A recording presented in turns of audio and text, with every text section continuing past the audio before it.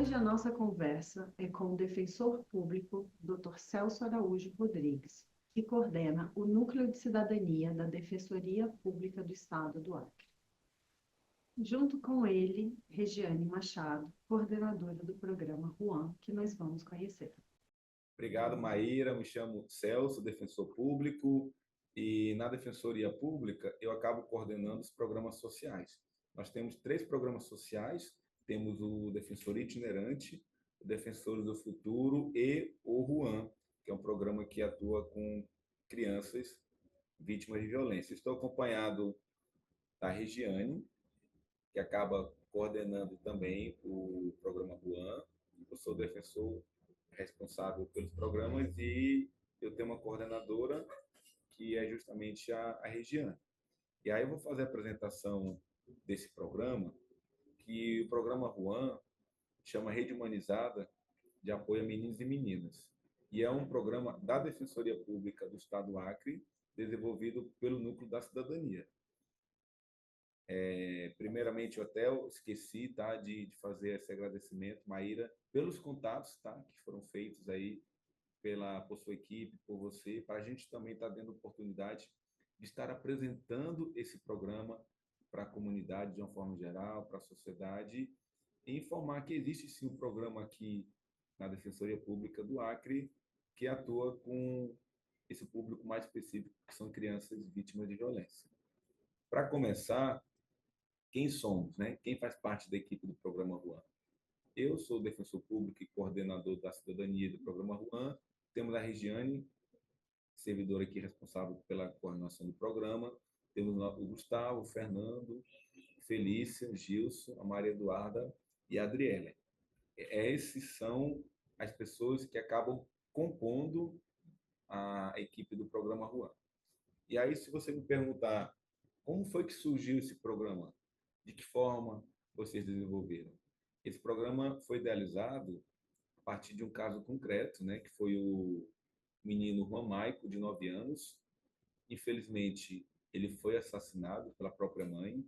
Esse fato sensibilizou a Defensoria Pública em desenvolver um programa para atendimento de crianças vítimas de violência. Dessa forma, devido à notoriedade do caso, foi percebida a necessidade da criação de um núcleo articulador e dinâmico com os órgãos das esferas municipal e estadual. E aí nós temos, inclusive, uma manchete na época, porque foi um caso que trouxe repercussão não só estadual, mas também nacional, né? Foi mãe e companheira esquartejam meninos são julgados no Distrito Federal.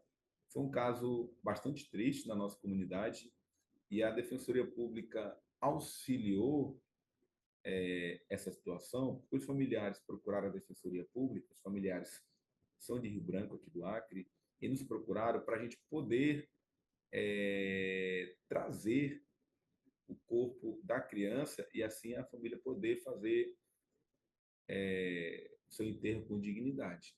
E a gente agilizou, a ideia era que aproximadamente demoraria 10 a 15 dias, mas a gente conseguiu antecipar para um dia e meio a vinda do corpo da criança, justamente porque os familiares nos procuraram e a gente ficou muito sensível com esse caso. Aí teve uma parceria com a Secretaria de Segurança Pública do Acre, juntamente com a Secretaria de Segurança Pública do Distrito Federal também.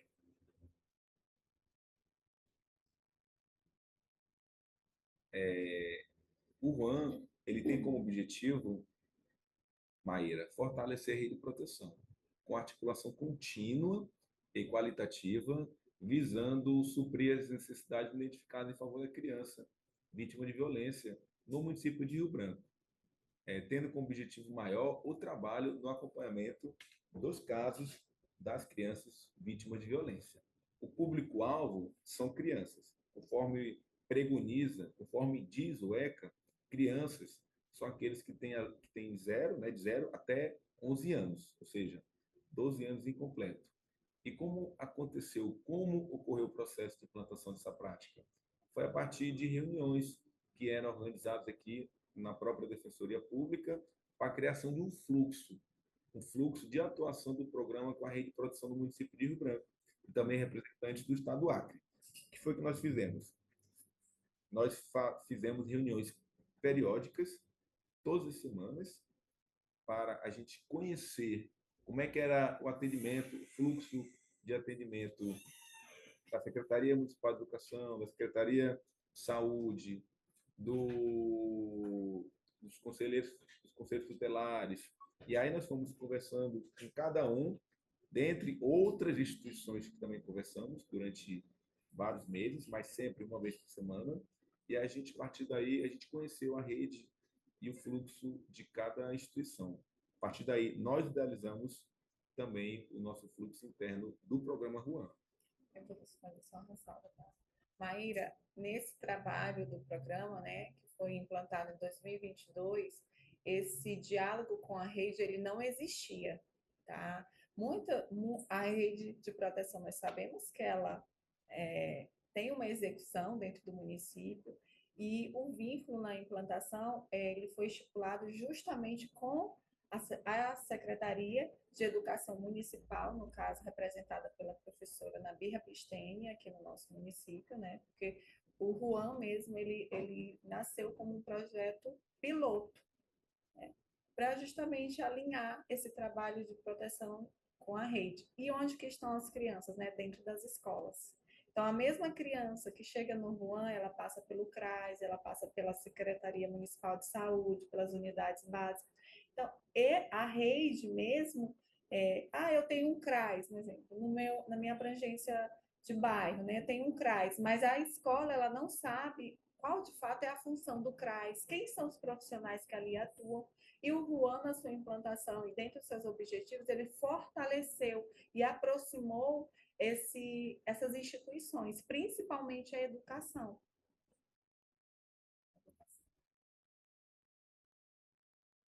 E aqui nós temos algumas imagens, começando da esquerda para a direita.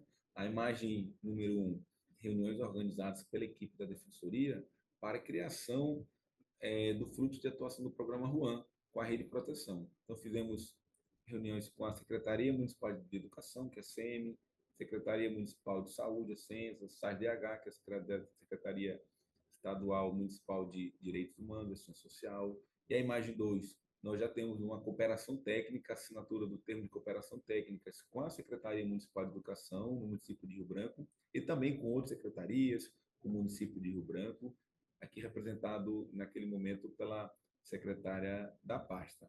Então, para que a gente pudesse ter o apoio e o fortalecimento da rede de proteção, nós firmamos o termo de cooperação com as entidades que nos apoiam, que nos ajudam.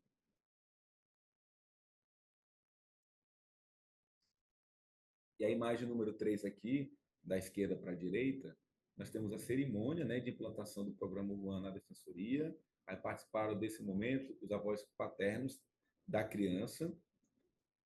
E a imagem 4, a equipe da Defensoria Pública, realizando a apresentação do programa Ruan para gestores e coordenadores das escolas da rede municipal de Rio Branco. O objetivo é apresentar aos profissionais o que fazer ao identificar quando a criança estiver sendo vítima de violência.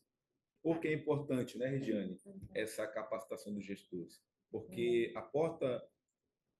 a violência, geralmente, é a porta das escolas que são identificadas.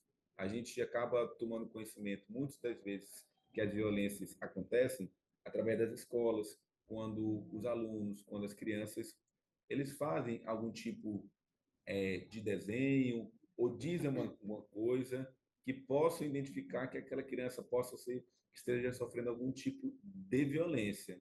Então, nossos programas, o foco principal é a violência vindo das escolas, mas também nós temos identificações de violência vindas através de atendimento da Defensoria Pública, dentre outros setores. Mas aqui, nessa situação da imagem 4, nós já fizemos a capacitação para os gestores, informamos de que forma o programa ele acaba atuando e de que forma os profissionais têm que fazer, o que eles têm que fazer quando surge uma situação de violência contra a criança. E também nós estamos no momento foi aprovada uma emenda, né, doutor? Uma emenda parlamentar da nossa hoje atual vice-governadora Maísa, onde essa emenda ela irá a execução dela está prevista para setembro, outubro e novembro desse ano, onde serão capacitados gestores, coordenadores, né, assessores das secretarias municipais e estaduais de educação, para justamente eles conhecerem esses fluxos, né, que tanto se fala de fluxos, mas onde que eles estão? Então, hoje, no trabalho do Juan, nós estamos podendo ter esse acesso junto às escolas e às instituições, onde nós apresentamos os fluxos que estão dentro das leis, e eles desconheciam. Então, nós identificamos também com esse trabalho mais próximo das instituições, que não eles não fazem por maldade, ou muitas vezes, né, é por desconhecer mesmo. Nós até utilizamos uma linguagem que não é culpa de si. Às vezes eles, nossa, eu errei, não, é a falta de conhecimento. E o programa ele tem levado esse conhecimento para os ambientes, não só educacionais, mas para toda a rede. É isso mesmo. E aí, segundo a OMS, a Organização Mundial de Saúde, ela acaba entendendo a violência como o uso intencional da força física ou do poder real ou em ameaça contra si próprio, o outro ou um grupo que resulte ou que possa gerar lesão, morte, dano psicológico, deficiência, desenvolvimento ou privação. E a violência, ela pode ser praticada de diversas formas, por diferentes atores, em diferentes lugares também, podendo ser classificado conforme a lei da escuta protegida, que é a Lei 13.431 de 2017, que define os seguintes tipos de violência. Então, nós temos a violência física, a violência psicológica, a violência sexual, a violência institucional e a violência patrimonial. Em resumo, são essas 5 espécies de violência. E o outro ponto relacionado às violências é que quando nós somos convidados ou provocados pelas secretarias, né, pelas escolas principalmente, eles desconhecem a institucional e a patrimonial. Então, ali nós podemos trazer uma reflexão para os profissionais. E uma das temáticas que nós estamos levando é do portão para dentro. Quais são as responsabilidades da escola? Então, não é do gestor, e aí nós fazemos esse trabalho reflexivo com todos que ali estão, que não estão como pessoa física, e sim como CNPJ, né? A gente brinca, faz esse parêntese, né? Nós temos, Maíra, alguns indicadores relevantes, né? Segundo o Observatório Nacional dos Direitos Humanos, ele acaba evidenciando avanços e desafios para a proteção de crianças e adolescentes. E aí nós temos dados atualizados, tá? Publicados em 12 de julho de 2024, ou seja, há alguns dias, no dia 12 de julho desse ano, são números alarmantes, né, de situação de violência contra crianças. Nós temos aqui 42, esses foram os casos que chegaram ao conhecimento do observatório, fora os números, né, de subnotificação que são aí uma parte considerável. Nós temos aqui 42.098 notificações de violência sexual, 36.716 notificações de violência física, 28.460 notificação de estupro, apenas considerados apenas esse ano, tá? 21.333 casos de notificação de violência psicológica, 1.744 notificação de tortura e 242 casos de notificação de violência por intervenção legal. Esses números foram dados retirados do Observatório Nacional dos Direitos Humanos, que a gente verifica que quantas crianças estão sendo vítimas de abuso sexual, de violência física, de estupro, de violência psicológica, de tortura, de violência por intervenção legal. São centenas de crianças, né? Então, nosso programa, que a gente iniciou como projeto, e a gente hoje chama de programa porque é algo já consolidado na instituição e é uma política pública da instituição, visa articular a rede de proteção. Então, quando chega um caso, quando a gente toma conhecimento na Defensoria Pública, a gente articula a rede de proteção. Então, por isso a importância do programa RUAN, para a sociedade e a criança. E aí, de que forma, né? Como é que é o fluxo de acionamento, Maíra, com a rede de proteção? Conforme eu acabei mencionando, geralmente as violências, uma grande parte considerável, são identificadas na escola. E aí nós trabalhamos com o professor, que o professor, ele ao tomar conhecimento, ele pode encaminhar diretamente para o coordenador e para o gestor, tá? E aí essa demanda regular chega através ao programa RUAN. O gestor, ele tem a obrigação, quando ele toma conhecimento de situação de violência, ele tem a obrigação de comunicar, de informar para o conselho tutelar. E aí a gente também pede que os gestores, que são os responsáveis das escolas, os diretores, acabem também nos informando da situação de violência. Por quê? Porque quando a gente toma conhecimento, a gente acaba acionando a rede de proteção. A gente aciona, por exemplo, a gente busca informação de como é que está essa situação no Conselho Tutelar, a gente busca informação com os CREAS, com o CRAS, a gente pode acionar o Tribunal de Justiça, o Ministério Público, a Defensoria Pública da União. Se aquela criança, por exemplo, estiver precisando de um atendimento médico porque foi vítima de violência física, a gente tenta acionar a rede para que aquela criança seja encaminhada para o médico, para uma perícia. Se aquela criança está precisando de um psicólogo, se aquela família na qual aquela criança foi vítima de violência, se aquela criança ela precisa receber, se pode receber algum tipo de benefício social, aí a gente aciona a Defensoria Pública da União. Então, assim, são diversos atores, diversos parceiros, e a gente acaba fazendo realmente um pente fino naquela situação. A gente não só identifica aquele caso, a gente está tentando identificar o que aquela família está precisando.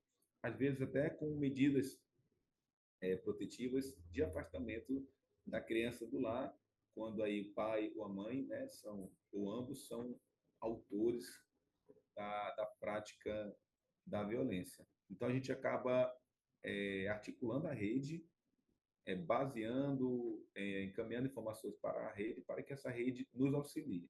Então, por exemplo, se aquela criança, a gente toma conhecimento que sofreu violência sexual, a gente verifica com o conselho quais foram as informações, quais foram as informações que foram tomadas, as providências que foram tomadas.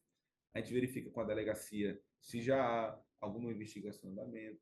A gente verifica se aquela criança já passou por um atendimento médico, se está precisando de um atendimento psicológico, se aquela família está precisando de um apoio, de um benefício do município, na Bolsa Família, por exemplo, se aquela família pode receber um auxílio do governo federal por meio de uma aposentadoria, de alguma criança que esteja necessitando ou um benefício de amparo social. A gente faz todo o levantamento da família, o que ela está necessitando, mas especialmente aquela criança que é vítima de violência.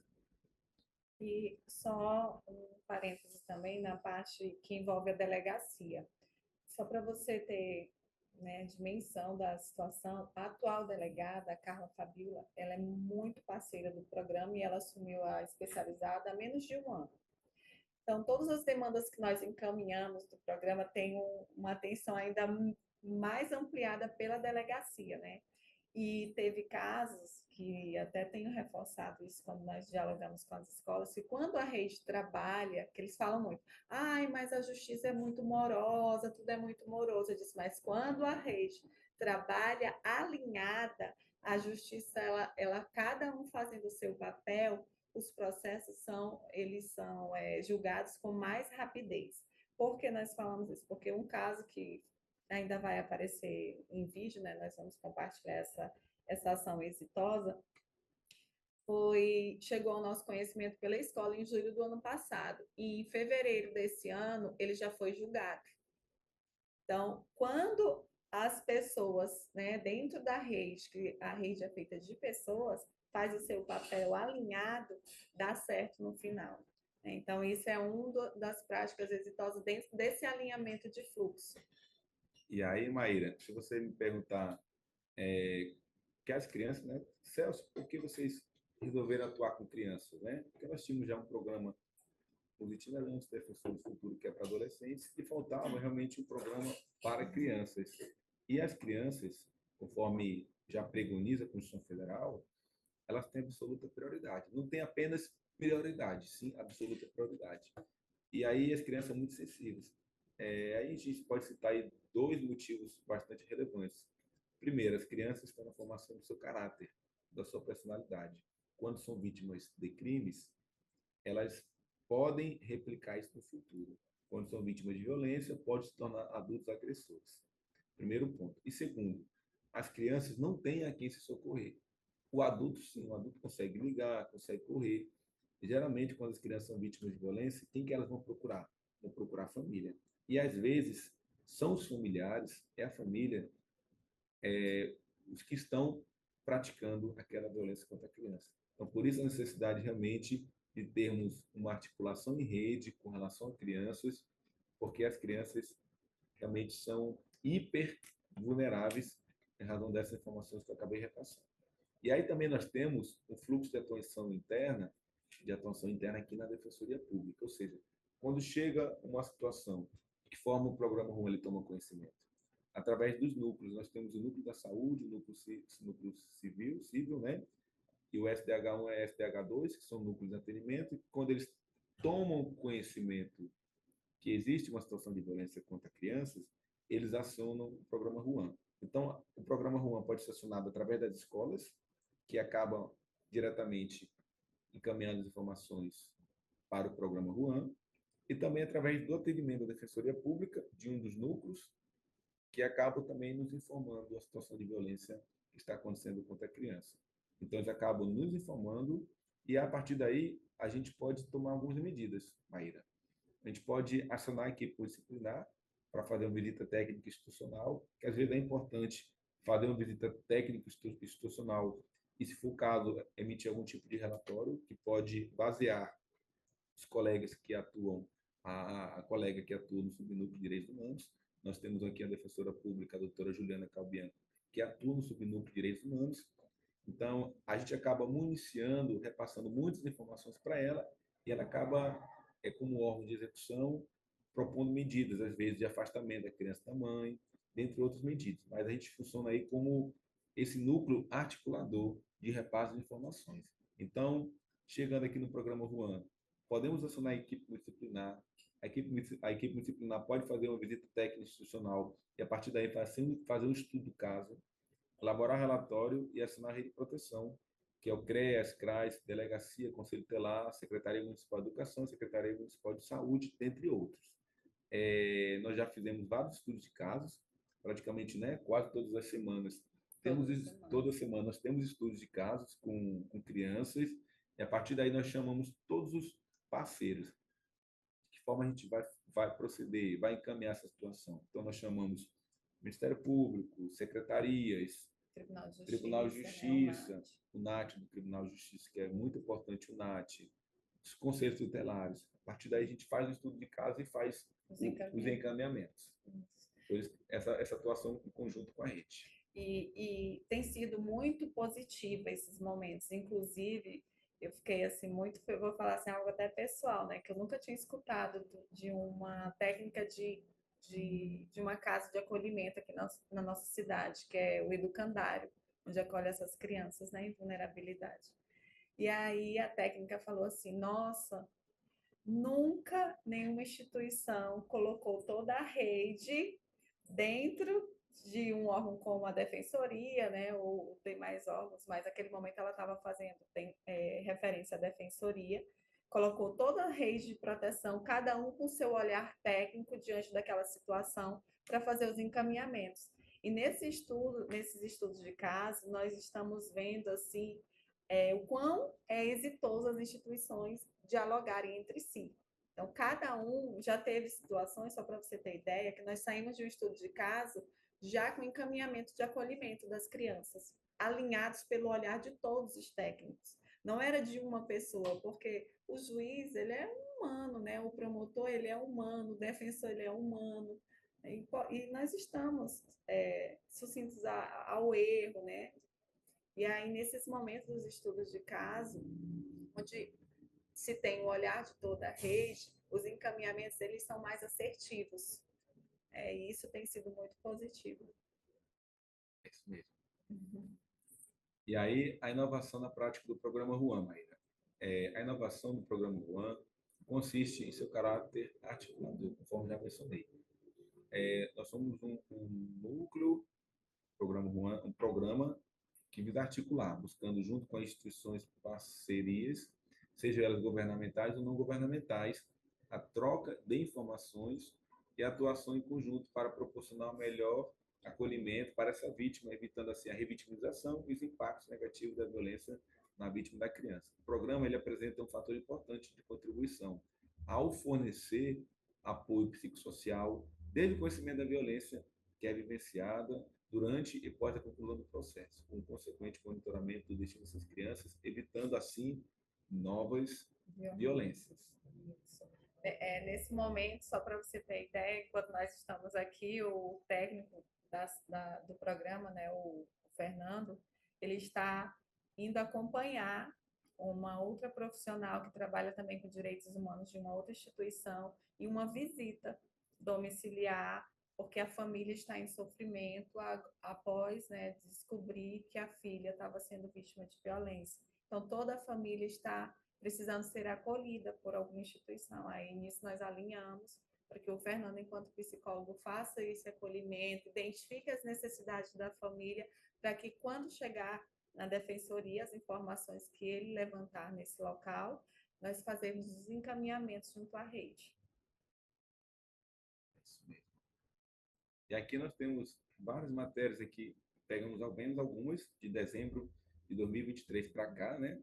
A Defensoria Pública aí participa de capacitação de novos conselheiros tutelares, fizemos a capacitação aí dos novos conselheiros tutelares que ingressaram, né? A partir da eleição que aconteceu ano passado. O programa Juan da Defensoria Pública motiva novos atores sociais ao combate de violência contra crianças. Outra matéria, Programa Juan, ação na rede de proteção para alinhamento de casos recebidos pela Defensoria Pública, né? Foi outra matéria. Foram matérias, né, que a gente foram divulgadas. O Programa Juan celebra 2 anos de atuação com atendimento itinerante em Rio Branco.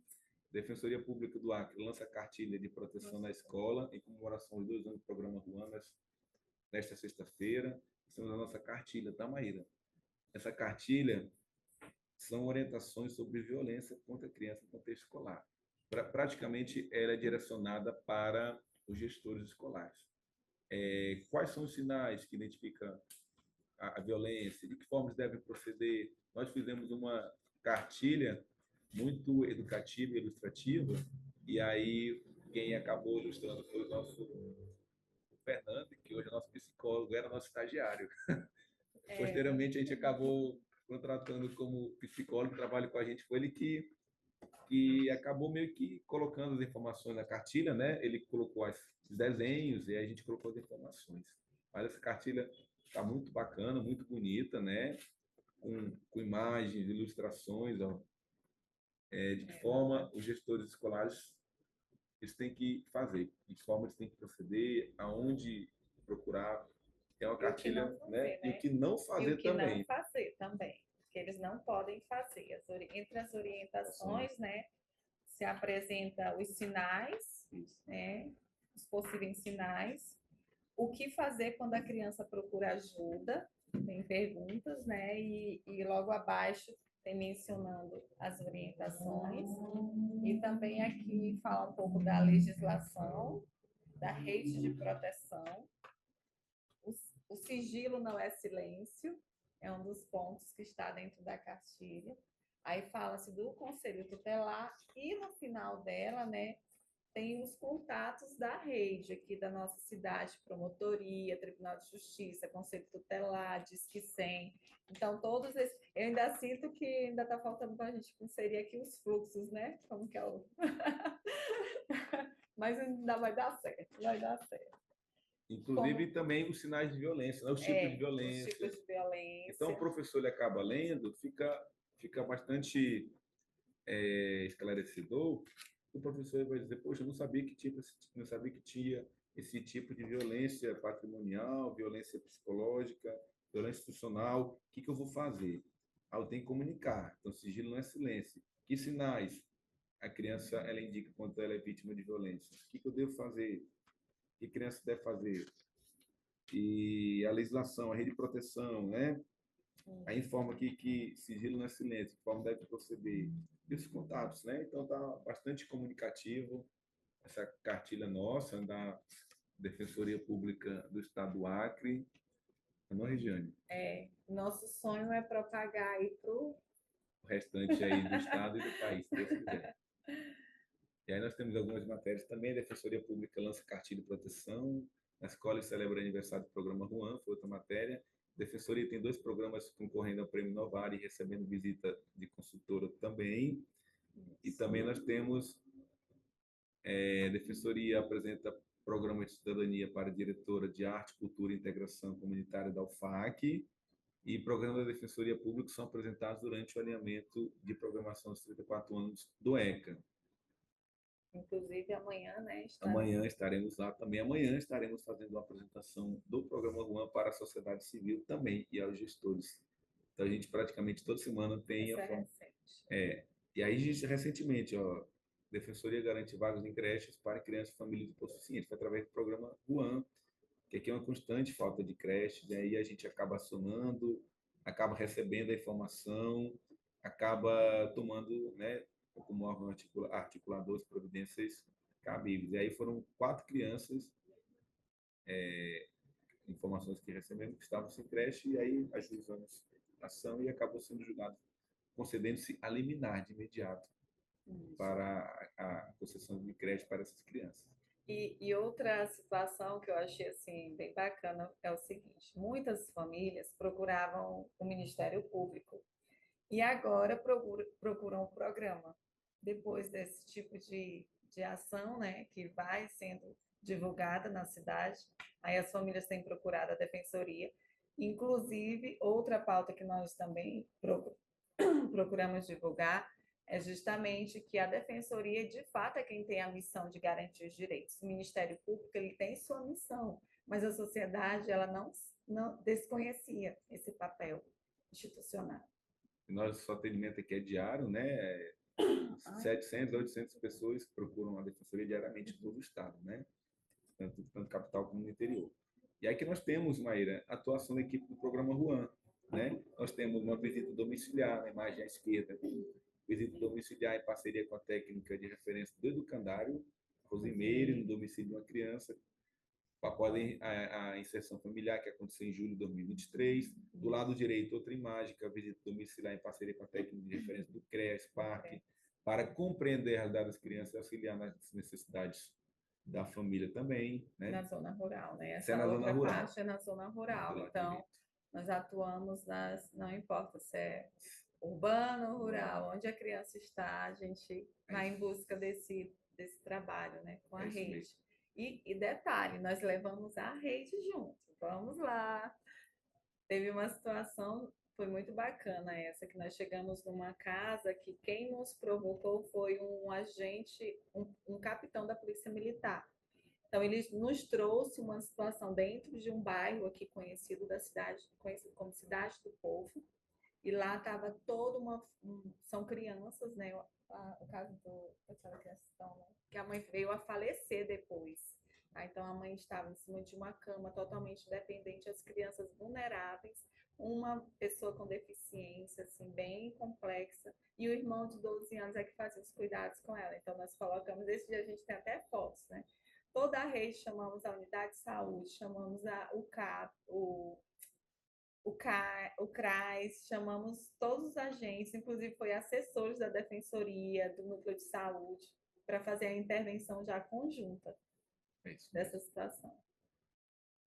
E aí nós temos aqui também, ó, do lado esquerdo, participação do programa Juan no workshop, solicitado pela Polícia Comunitária da Cidade do Povo, e do lado direito, uma reunião de alinhamento com a rede, com a delegada, a doutora Carla Fabiola, que é a delegada que atua, né, no combate de violência contra a criança. Aí nós temos a atuação da equipe do programa Juan, né? Estudo de caso no CRES. Estudo de caso no CRES, CRES Parque, temos aqui a atuação da equipe do Programa Luan também, né, Regiane? De prevenção. De prevenção também. A gente acaba procurando inicialmente, fazendo palestras também, orientando, né, as formas de violência, e a gente acaba atuando também nas escolas, em parceria com as escolas também.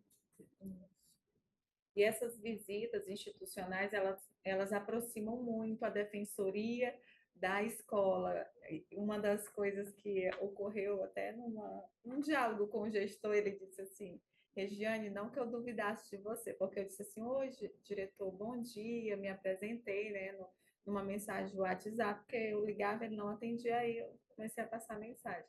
Aí ele disse que gostaria que eu fosse pessoalmente na escola. Aí eu fui pessoalmente. Quando ele me viu, ele disse: Meu Deus, é você. Desculpe, mas eu duvidei, porque a defensoria está perto da escola. Aí nossa, eu até ele disse: Não, mas a defensoria tem um programa justamente para trabalhar com as escolas. Aí fui fazer todo. Ele ficou extremamente feliz de saber que tinha agora mais esse apoio, né, que poderia contar com a instituição. E aí nós temos algumas informações, né? Quais os fatores de sucesso na prática? Nós temos informações aqui na Defensoria. São 367 casos registrados e atendidos no Sistema Solar, desde a criação, que foi em 2022. 149 casos de crianças e adolescentes acompanhados pelo programa, 110 processos judiciais em acompanhamento do Sistema Mensagem e 50 processos judiciais que tiveram acompanhamento do programa e que foram finalizados. Então, são os dados que a gente tem do programa, né, Ju? Isso. E desses processos judiciais que foram finalizados, tem casos, né, de famílias que perderam o poder familiar e as crianças foram para adoção. Então, assim, esses casos, inclusive, duas crianças, nós tentamos reinserir elas junto com a casa, né, de acolhimento, 2 vezes com a avó.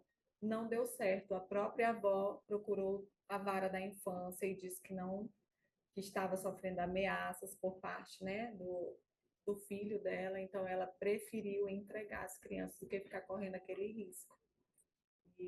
E aí, infelizmente, as crianças foram para adoção, mas hoje nós sabemos que está no lar, nós tivemos acesso aos relatórios, está muito feliz. Então, isso é o que nos fortalece enquanto programa na instituição DPE. E aí, quais os fatores, né? Distribuição por sexo.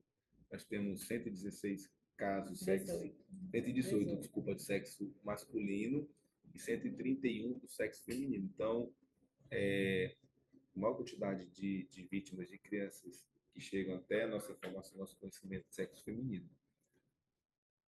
Então, são informações que nós temos. Nós temos também a distribuição por faixa etária. Você verifica aí, a faixa etária é de 5 a 8 anos, a maior faixa etária que tem, né? A gente acaba delimitando também, por idade também. A maior idade também está ali do 11, 12 anos também, né? Só que nesses casos, Maíra, muitas crianças que chegam a relatar, né, sobre as violências nessa faixa etária de 10, 11, 12 anos, elas foram vítimas quando muito pequenas. Tem casos até de 13 anos, que a gente não faz essa... Quando chega os casos de adolescentes, nós também atendemos. Nós jamais iremos negar o atendimento, não importa a idade. Só que nosso foco mesmo é a infância, né? E aí, muitos dos relatos que chegam na adolescência, inclusive já com comportamentos autolesivos, são de situações que eles viveram na infância as violências, né? E hoje que vieram a ter coragem de relatar para um professor, para um coordenador, que a maioria sempre vem das escolas. Aí nós temos distribuição de casos por ano. 2022 iniciamos em junho.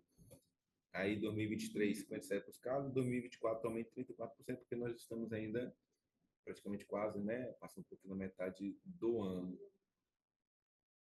E aí também nós temos aqui os acompanhamentos dos casos, né, finalizados, 173 em acompanhamento e 76 finalizados. E aí, então a gente, quando chega um caso, quando encaminha, Maíra, a gente não deixa de acompanhar.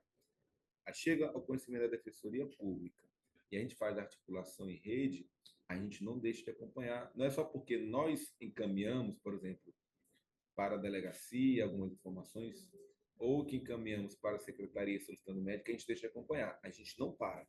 A gente vai até o final para saber se aquela criança foi encaminhada, se recebeu atendimento médico, que resultou depois disso aí, tá entendendo? Se houve processo, se houve ação judicial. A gente realmente deixa só de atuar quando o caso chega a ser finalizado em todos os motivos. Tipo, aquela criança está bem hoje, não precisa mais da proteção da rede. Aí sim a gente deixa de atuar. Então a gente acompanha vários casos ao mesmo tempo quando chega na defensoria. Então são casos que a gente tem recebido esse ano, que a gente acompanha, a gente faz o acompanhamento para saber como é que está hoje aquela criança. São casos que chegou ontem, mas também tem casos que chegaram em março, abril, junho, maio. Como é que está aquela situação? Então a gente faz o acompanhamento das situações das crianças, não só quando chega na instituição e quando a gente encaminha para a rede de proteção. A gente quer saber, ao final, como ficou aquela criança. E outro ponto também que nós identificamos, Maíra, a própria vara da infância, né? Ela tem buscado muito o suporte do programa, porque entre os encaminhamentos processuais, no final, né, na decisão do juiz, é citado para que aquela família seja acompanhada pelo CRAS, pela rede. O que ocorre? Ali se perde. Então, o Juan não é esse programa que o processo finalizou a decisão judicial, né? Quais são o encaminhamento CRAS? Então, nós buscamos onde é o endereço da família, se entramos em contato tanto via telefone como formalmente, oficiamos, né, doutor? O doutor assina todos os documentos, nós repassamos, é um fluxo já interno até para conhecimento dele. Por ser muitos casos, ele não poder estar com certa frequência diária, né, no Juan, então, é um meio que nós utilizamos para ele ter comunicação, né? Ter o conhecimento de quantos ofícios estão saindo e para onde estão indo. Né? É um cuidado. E outro contexto também que ocorre que eu vejo que é necessário uma intervenção junto às secretarias de assistência social. Porque qual é o olhar da assistência para a infância? Uma das informações que chegou, inclusive vinda do Conselho Tutelar, que tinha situações que eles chegavam, faziam o pedido de uma cesta básica e demorava muito tempo para ela chegar ao lar dessa família que estava necessitando de forma urgente, né? Porque fome não dá para esperar um mês, 2 meses, não. Todos os dias você precisa de algo. Então, nisso, eu ligo mesmo, o diretor de assistência, temos um contato muito forte agora com a assistência social do Estado, que foram outros atores que chegaram para fortalecer o programa, tanto da rede de assistência do Estado, como da Secretaria de Educação Estadual também. É isso mesmo. E aí, contribuição para o aperfeiçoamento da justiça, né? A contribuição do programa Juan, tanto na Defensoria como em outras instituições, tem se consolidado por meio da colaboração, da elaboração de fluxos que auxiliam os atores jurídicos no encaminhamento célere e eficiente para a rede de proteção, promovendo assim a economia processual e fomentando esse assunto no sistema de justiça. E essa economia processual vai muito daquelas questões das creches, né? Em vez da família vir aqui e entrar já com o processo, nós encaminhamos um ofício administrativo para aquela instituição e aí, mediante a negativa, se abre o processo. Caso já resolvido, não se abre o processo. Inclusive, a gente tem, né, várias e várias situações que a gente tem resolvido administrativamente, Maíra. Situações por meio de ofício. A gente só vai ingressar com ação judicial quando for fechadas as portas administrativamente. Então, chega situações de ofício, chega situações de falta de creche, o que a gente faz primeiro? A gente oficia primeiro para a Secretaria de Educação, Secretaria Municipal de Educação, informando essa solicitação de creche e requisitando vaga em creche. Diante da negativa, se houver negativa, mas muitos dos casos são resolvidos de uma forma amigável, mas quando não há possibilidade, a gente ingressa com ação judicial, que recentemente a gente conseguiu 4 vagas para 4 crianças. Isso na ação, né? Mas antes a gente conseguiu vários, né, doutor? Vários outros também administrativamente. Sem precisar de judicializar essa situação. Por isso que é importante a articulação do programa Juan. Aí, a E aí nós novidade. temos, né, novidades, o lançamento da cartilha, conforme eu já mencionei, que foi no dia 24 de maio desse ano, ou seja, pouquíssimo tempo houve o lançamento dessa cartilha. A iniciativa tem como objetivo de levar maiores informações para os diretores das escolas e toda a comunidade escolar sobre como identificar e prevenir as violências contra crianças. E o material pode ser encontrado no nosso link também, no link da Defensoria Pública, que encontra-se aí, inclusive no nosso site também, você acessar defensoria.ac.def.br, vai encontrar na nossa página a nossa cartilha aqui de proteção da escola em formato digital também. Isso. Aí depois, se vocês tiverem interesse, a gente encaminha todos esses links, né, para você ter acesso Ao material. ao material. E aí, no ano 2024, né, ainda o programa Juan foi mencionado pelo Ministério da Justiça como destaque em programas que atuam com infância e juventude nas defensorias públicas do país, né? A gente já estamos aqui, articulação aí, ouvir a informação do Ministério da Justiça, né, em desempenhar e propagar esse programa Juan aí para todo o país. Também tivemos ainda esse ano, temos um projeto, você falou assim, a ideia é expandir. Temos um projeto aí, projeto apenas, né, lei federal, para expandir o programa Juan para todo o território nacional, um deputado federal aqui do Acre, e aí ele apresentou nesse projeto de lei. Então a gente poderia unirmos forças, Maíra, para que a gente conseguisse, né, trazer a aprovação desse projeto de lei, e assim o programa Juan ele ser obrigatório aí em todos os municípios aí do nosso país. Claro que está muito embrionário o projeto, mas quem sabe se a gente consegue aí aprovar esse projeto e assim, né, a gente consiga ter o programa Juan em Rio Branco, em São Paulo, no restante de todo o país também, que seria muito importante esse programa no combate de violência contra a criança. Se por meio de termos de Por cooperação meio de termos de com o cooperação. município, né, para que a Isso. atuação seja mais exitosa. É isso mesmo. E E aí que nós temos um vídeo próximo, né? Nós temos um vídeo, tá? Nós vamos um vídeo que a gente gravou para o lançamento da cartilha, nós vamos apresentar para você, tá? Muito introvertida, que não tinha muitos amigos durante muito tempo, né?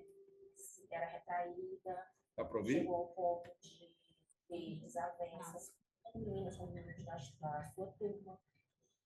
E, em um determinado momento, ela nos pediu ajuda. Essa aluna nos procurou em julho do ano passado e se sentiu confortável, confiante, né? Sentiu que a escola era um local que ela poderia se abrir e dizer, né, que estava sofrendo abuso sexual.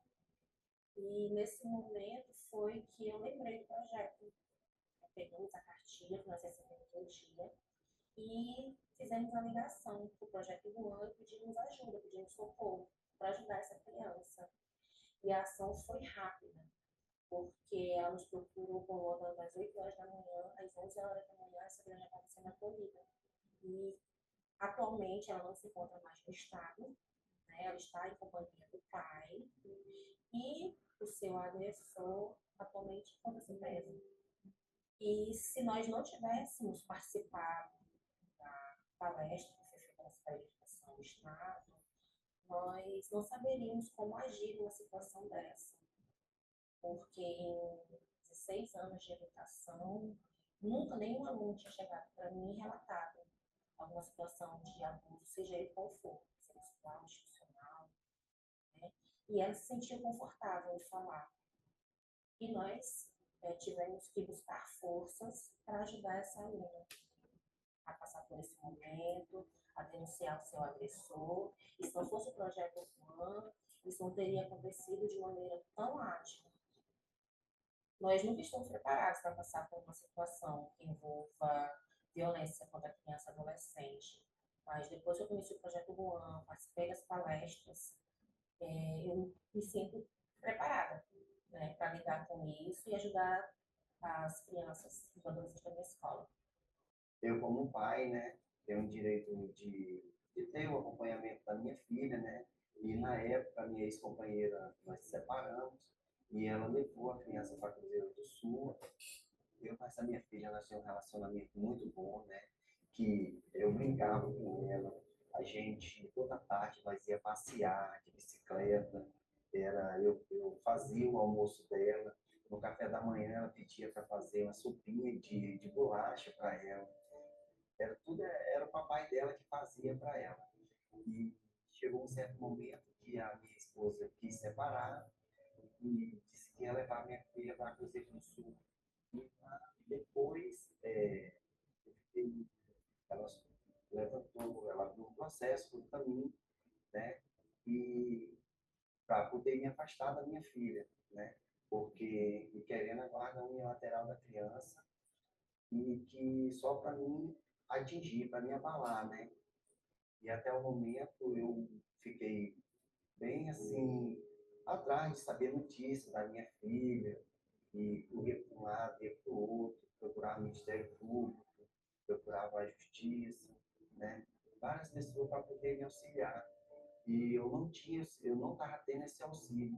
E quando foi depois, eu procurei a assessora do promotor e ela me informou que o processo de guarda da criança tinha ido para Cruzeiro do Sul e que agora ia ser resolvido tudo por lá. E aí eu fiquei muito desesperado. E aí o projeto Juan, junto com a rede, né, e descobrimos que a Maria Flor estava matriculada numa escola bem próximo à Defensoria Pública. A doutora Regiane pegou a declaração junto com a diretora, provando que a criança estava matriculada na escola bem em frente à defensoria. E aí o processo começou a andar, né? Eles começaram a olhar com melhor carinho, com mais carinho para o processo, né? Estudar o processo e também logo em seguida, não demorou muito, dia 13 de março, já foi marcada a audiência, né? Para que eu pudesse ver minha filha. E a partir do dia 3 de março, o juiz já determinou que eu poderia ficar o final de semana com a minha filha. E isso foi muito feliz para mim, muito gratificante também.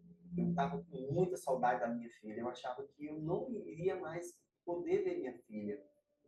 O meu caso foi uma prova, né, junto com o programa Juan, né, e toda a rede, que hoje eu estou com a minha filha e muito feliz, graças a Deus. Nossa, total aqui, Márcio. Vamos, Lucas!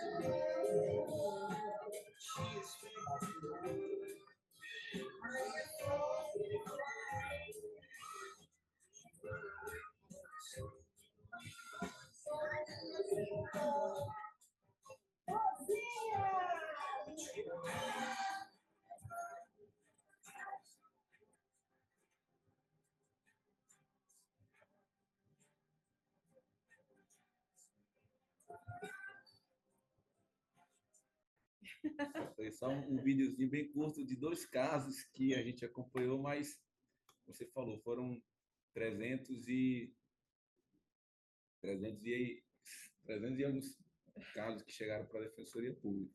E esse caso que foi citado no vídeo, Maíra, o primeiro desse foi uma que a criança estava sendo vítima de abuso sexual pelo padrasto, né? E aí a mãe também estava até acusada de um processo por omissão também.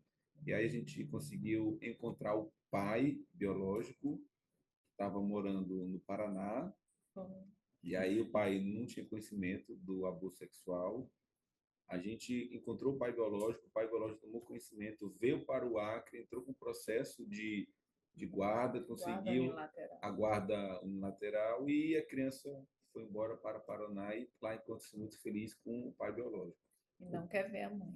A mãe, infelizmente, a mãe foi acusada, né, no processo, por omissão, a princípio foi absolvida, o padrasto que foi condenado.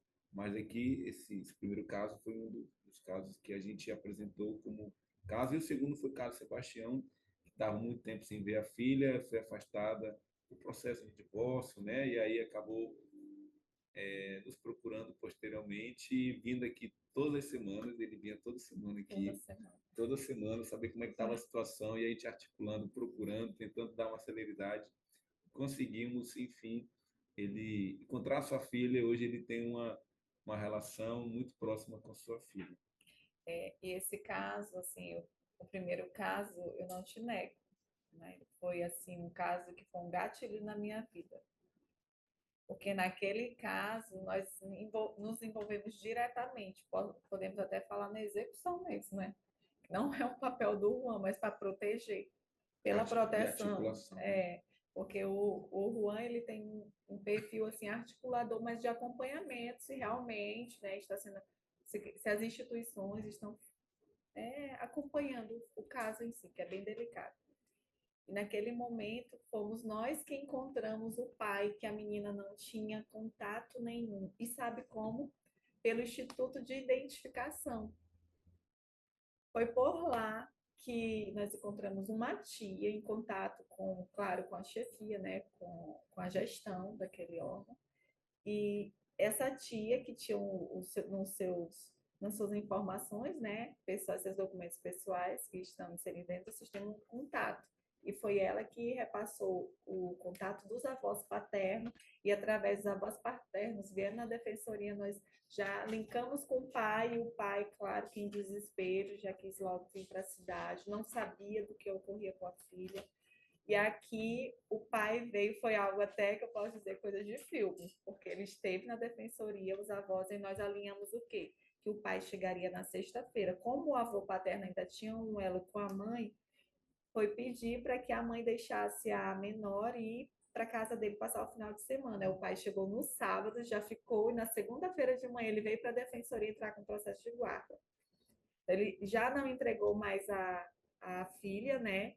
E a partir dali nós já entramos diretamente com contato com a vara da infância para que aquele trâmite fosse o mais célere. E articulação com o subnúcleo da Defensoria Pública, isso, né? Isso que também. atua com crianças, com a doutora Juliana Calbianco, e caminhamos para ela, repassamos informação para ela do caso.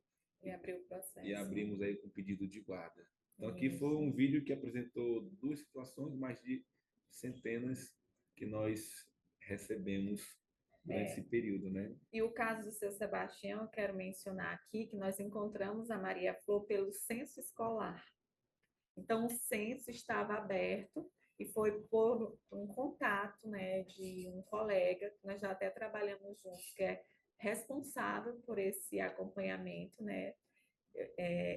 E aí ele até falou, olha, Regi, nos trâmites legais você teria que mandar um ofício, apresentar, mas como eu lhe conheço, eu sei do seu trabalho, por isso que é importante essas relações, né, institucionais. Eu sei do seu trabalho aí, vou lhe procurar. E quando ele fez a busca, que ele nos repassou o nome da escola, tudo direitinho onde ela estava, só para você ter ideia, a escola fica do outro lado da defensoria. Acho que 100 metros, né? 150 metros. Nós saímos daqui, eu junto com o assessor e com a outra técnica, andando, fomos na escola, perguntei para a diretora se aquela criança estudava, ela confirmou, e ali mesmo ela já me deu a declaração, e a partir dali já começou o trâmite de trazer o processo. Para o agendamento dessa audiência, entramos em contato com a promotoria da família para agendar. Eu pedi para a assessora dar uma lida no processo, porque no processo a mãe acusava o pai por problemas psicológicos. E realmente, ele já estava há 3 anos sem ver a filha, então isso estava acarretando muitas situações para ele. Uma dessas, só para você ter ideia, ele chegou na sala e disse assim, Regiane, eu vou passar mais um Natal sem ver minha filha. Se eu ver ela, eu vou roubar ela. Eu vou para para. Aí ele falou um outro país. Aí eu disse: não, olha, se você fizer isso, aí eu mesmo na delegacia vou dizer, aí, não, Regina, não, é assim, você não pode fazer isso. Aí a gente apresenta, né, o que ele pode vir a responder. Nós orientamos legalmente dentro das punições, né, caso a pessoa tem uma conduta que não é adequada para aquela situação. Então ele se conteve, nós fazíamos o acolhimento dele todas as vezes, o tempo todo. Cadê o doutor Celso? Eu quero falar com o doutor Celso. Aí eu disse, calma, o doutor está na audiência. Pensava que não, o doutor entrava na sala, a gente conversava, acalmava ele.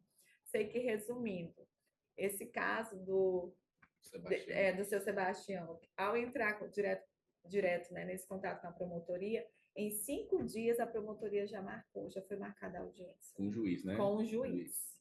E aí foi quando ele esteve aqui orientando, o defensor orientou e deu tudo certo. Hoje ele tem guarda compartilhada, inclusive manda as orientações para o nosso dele pegar na escola, né? Porque tinha uma medida protetiva também que a mãe tinha entrado contra ele, então para não ter esse contato, ele pegar na escola nas sextas e entregar na escola na segunda.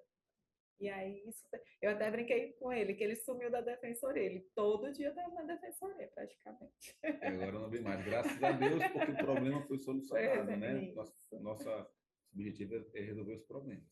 E aí, então, você verifica 2 situações que foram buscadas do programa Juan, através, primeiro, do Instituto de Identificação, que informou aí os paradeiros da tia, que a partir daí encontramos o pai biológico, e o segundo caso, através do censo escolar, que acabou informando onde é que aquela criança estava estudando, e a partir dali encontramos a criança e achávamos, né, a informação do pai que achava que está em Cruzeiro do Sul, mas estava pertinho aqui da defensoria. Através do censo escolar, nós articulamos e buscamos essa informação. Então, Maíra, esse foi o trabalho que nós apresentamos, né? Acho que não tem mais nenhuma apresentação no slide que a gente conseguiu trazer para você do programa Juan. A gente fica muito, muito feliz mesmo de estar apresentando para você e divulgando também o programa. O objetivo é divulgar, compartilhar com outras pessoas, porque o programa não tem só o objetivo de ficar em Rio Branco, né? O objetivo é espalhar, divulgar as boas práticas, a gente tem que divulgar as boas ideias que a gente faz aqui. E aí, realmente, eu quero agradecer, a gente fica à disposição para estar respondendo aí as suas indagações, as suas perguntas. Você consegue me ver direitinho, né? Pela TV. Então, eu e a Regiane, nós estamos aqui para retirar eventuais dúvidas, caso você as tenha. Não, acho que primeiramente agradecer mais uma vez, né, doutor Celso, Regiane, não só por pensar o projeto, mas deixar este projeto de ser projeto para ser programa, implementando nesses últimos 9 anos, não é isso? 2 anos. 2 anos de programa, isso. Isso mesmo. E acho que é muito importante a gente trazer para quem estiver assistindo, para quem estiver ouvindo a gente, que o sistema de garantias de direito da criança e do adolescente, ele é super complexo. E é isso que vocês estão trazendo para a gente, né? A Defensoria Pública do Estado faz parte do sistema de garantias de direito da criança e do adolescente.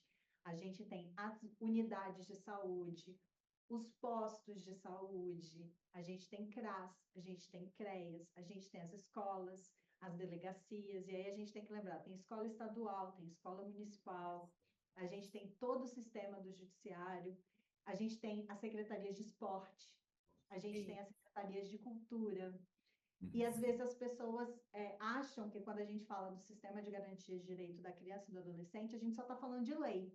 Então, se a gente está falando de lei, a gente está falando do juiz, do promotor, do defensor e acabou.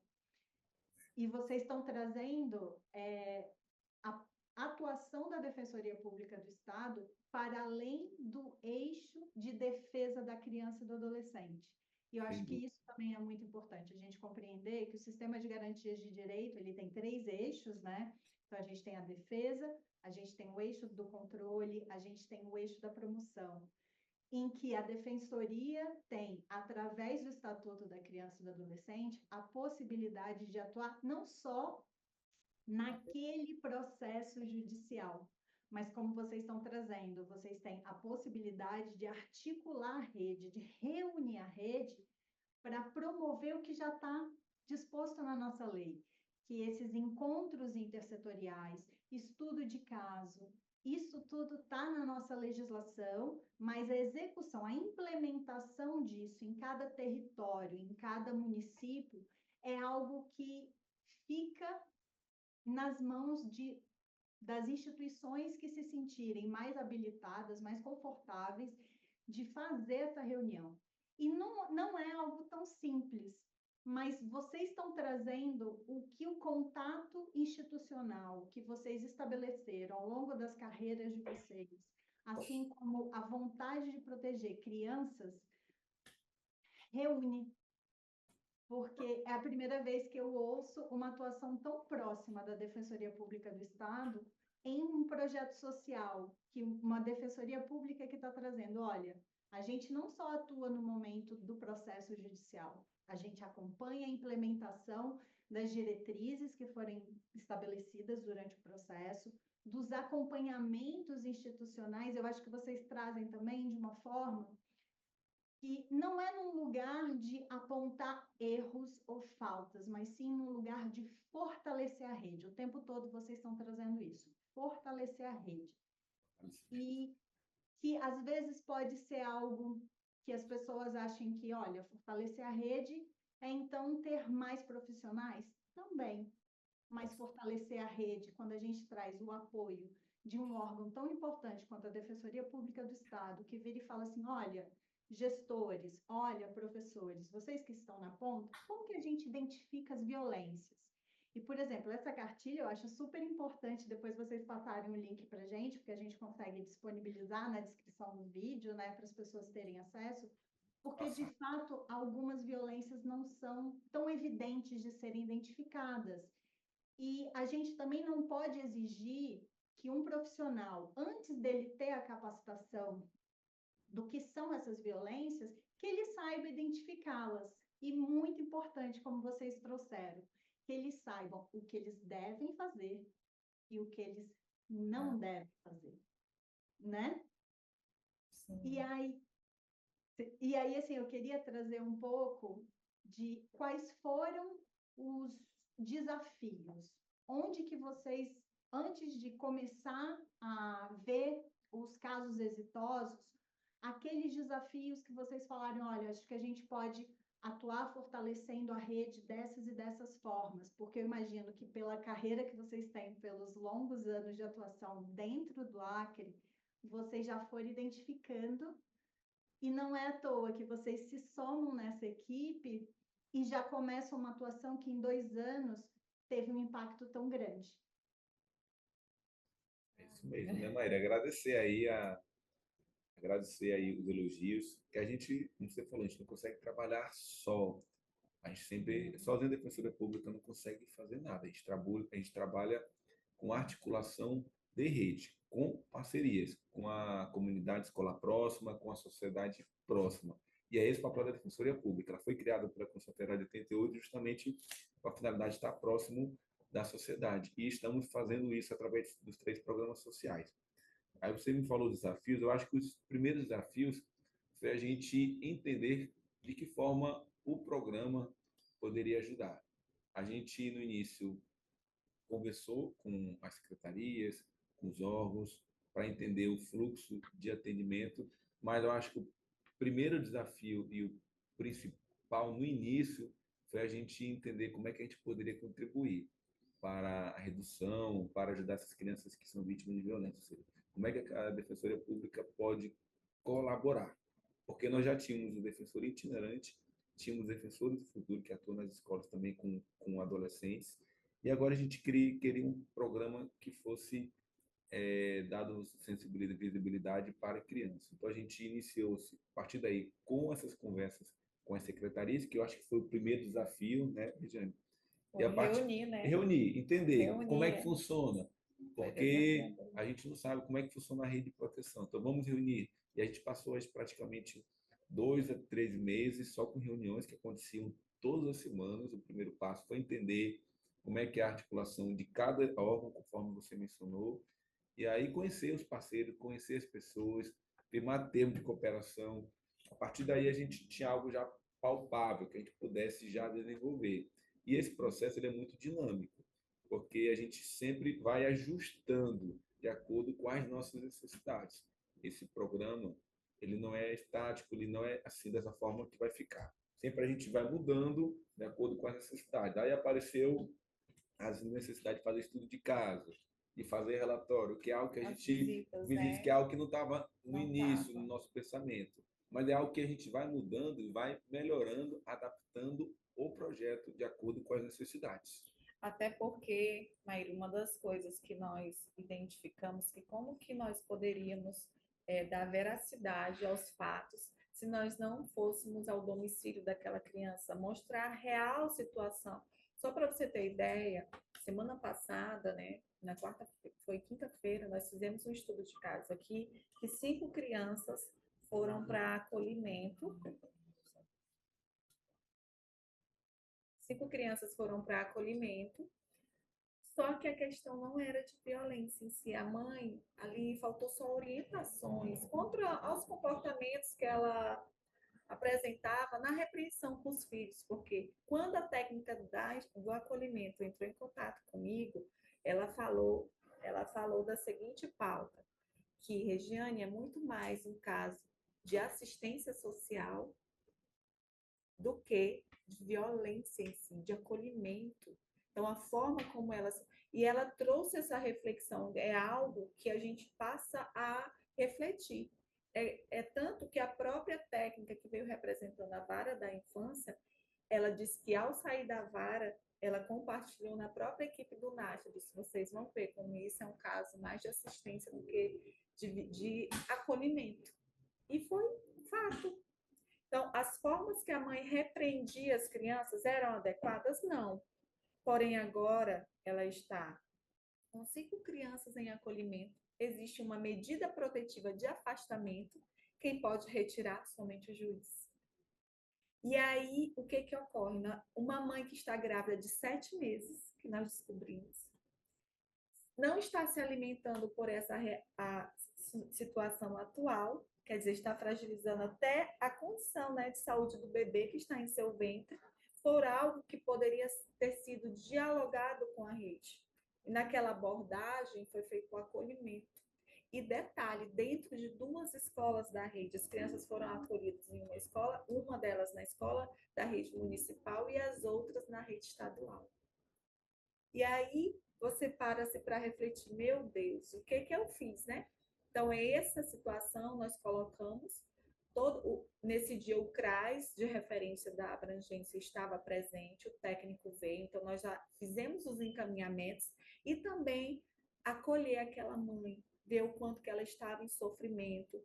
O companheiro dela está no presídio, o pai das crianças. Olha a fragilidade emocional que está.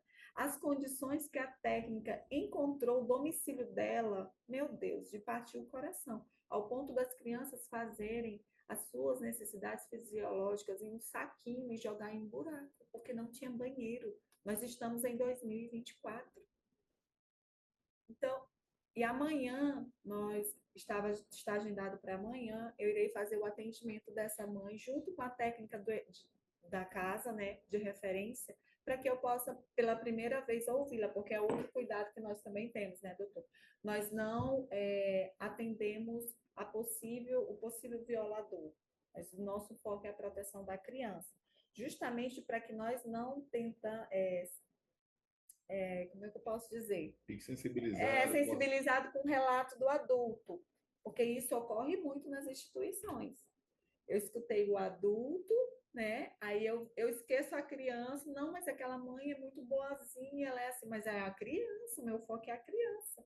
Então, no UAN, nós também temos esse cuidado, né, de a nossa proteção é para a criança, então o nosso olhar, até que se prove, outras instituições tragam relatos e informações, a gente evita, não é que nós não façamos, nós fazemos, mas desde que a gente já tem um outro olhar dentro da própria rede sobre a condição daquela família, né? Então, esse é um dos fatores. Um outro desafio que o doutor pode lembrar bem, esse foi bem desafiador, foi se aproximar dos conselheiros tutelares. Esse foi muito desafiador. Por quê? Porque eles, o contato deles era mais com a promotoria e mais com a vara da infância. A defensoria só entrava quando houvesse a necessidade de guardas. Então, a defensoria, para eles, não era essa instituição que atuava em parceria com eles na proteção. Era mais uma instituição dentro do sistema de justiça. Não, mas quando eu precisar dela, eu vou lá. Não é para ela vir até mim. Então, quando nós começamos com chegar aos casos e aí a gente precisava ter acesso ao acompanhamento do conselho tutelar, frente àquela situação, eles começaram a trazer algumas falas, não foi, doutor? Ai, a Regiane está nos fiscalizando, e não era. Nós chegávamos lá com as pastas das crianças, porque era encaminhado documentos e eles não nos informavam. Então, só que agora eu posso dizer, viu, que eles estão muito mais abertos. Alguns são um pouquinho os que permaneceram, né, nessa atual que foram reeleitos. Então, mas os novos, não, eles já estão bem abertos. A primeira vez que a defensoria participou mesmo, não foi, doutor, de uma formação de conselheiros foi no final do ano passado. Até então, a defensoria não tinha esse contato de formação, e aí foi através do programa que esse espaço foi sendo conquistado. Importante, hoje nós estamos de portas abertas para a comunidade, para as secretarias, né, para as escolas, sempre tentando ajudar, graças a Deus, né? Esse é o nosso papel, né, Maíra? Mas aqui é o papel de todos, né? Todos que estão dentro do sistema de garantias do direito da criança e do adolescente estão juntos. Isso. Eu acho e aí eu vou pegar esse gancho para a gente falar, por exemplo, o Mandela tem uma fala que ele diz que é muito fácil destruir o outro. Os heróis são aqueles que fazem e constroem a paz. Que é isso, quando a gente está trabalhando em rede, é muito fácil criticar o parceiro. Difícil é a gente sentar, tentar alinhar o caminho, ver onde a gente pode se fortalecer para que a rede consiga executar a proteção da criança e do adolescente. E às vezes a gente encontra pessoas que não estavam acostumadas a serem acolhidas, a serem inseridas no processo de formação, porque eu acho que é um grande desafio do nosso país, é formar as pessoas que estão na ponta, atuando diretamente na proteção, e informá-las que estamos numa rede de parceria, e não numa rede de destruição, né? De destruir o outro. Não, a gente está num lugar de construção. E aí, por que eu estou trazendo isso? Porque vocês fizeram uma fala muito bonita, né? O silêncio não é sigilo. Que eu acho que traz muito de revelação espontânea, traz muito de como a gente faz o manejo dos casos de forma a proteger e promover proteção e não num lugar de exposição. Então, se vocês puderem falar um pouquinho desse lugar, né, de o sigilo não é o silêncio. Assim, eu vou lhe dar um fato que ocorreu também na semana passada. Foi semana passada, nós fomos procurados por uma equipe, uma rede do município aqui de Capixaba. É uma profissional que atua na rede de proteção. E aí ela, junto com a conselheira, pediram um momento na defensoria, para uma visita institucional, para justamente conhecer o Juan e como que se trabalha na rede. Resumindo, a conselheira tutelar, ela falou para mim assim, nós falamos sobre o sigilo, né, a importância, e quem são as pessoas envolvidas naquele caso, a quem pode ser compartilhada aquelas informações, o que legalmente, né, o que é legal, o que está dentro da lei. Então, quando ocorre dentro da escola, a pessoa que é o monitor de corredor, né? Aquele inspetor, o famoso inspetor. O professor tem que chamar o inspetor para contar. Aí eu fiz eles fazerem essa análise, né? O inspetor da escola, ele tem algo referente àquele caso? Não. Então, ele não precisa saber. Quem são as pessoas que, de fato, precisam saber daquela situação? Então, vamos olhar para dentro da escola. Quem está na gestão, porque é ele que vai fazer os encaminhamentos. Então, essas são as pessoas que têm que estar envolvidas. Então, o sigilo, ele já começa desse comportamento. Não é dentro da escola eu propagar que aquela criança foi vítima de A, de B, de C. Até porque nós temos o dever de protegê-la. Então, a proteção não envolve só eu não deixar ela ser abusada ou agredida, né, fisicamente. E sim, a proteção está em se manter isso dentro de um corpo que só ele, quem é esse corpo? Ah, é o CRAS, é o técnico, porque dentro daquela instituição tem um técnico de referência que vai acompanhar aquela criança no seu domicílio. Então, aquela técnica de referência é a que tem que participar desse momento. Então, o sigilo, ele está sendo propagado dentro do programa com as instituições nessa análise, né, comportamental, que muitas vezes, principalmente no ambiente escolar, faz aquele, ai meu Deus, chama. Aí quando pensa que não, a criança tem que sair da escola porque ela está sofrendo bullying, ela é a vítima, ela não é vista como vítima naquela situação. Depois ela é vista justamente porque dentro do ambiente da faixa etária dela, o que ocorreu com ela já está disseminado por um comportamento errôneo de um profissional adulto. Então, é esse o trabalho que a gente tem feito. E os servidores, Maíra, tem que se pautar pela ética. O servidor público, quando ingressa no serviço público, tem lá a ética, né?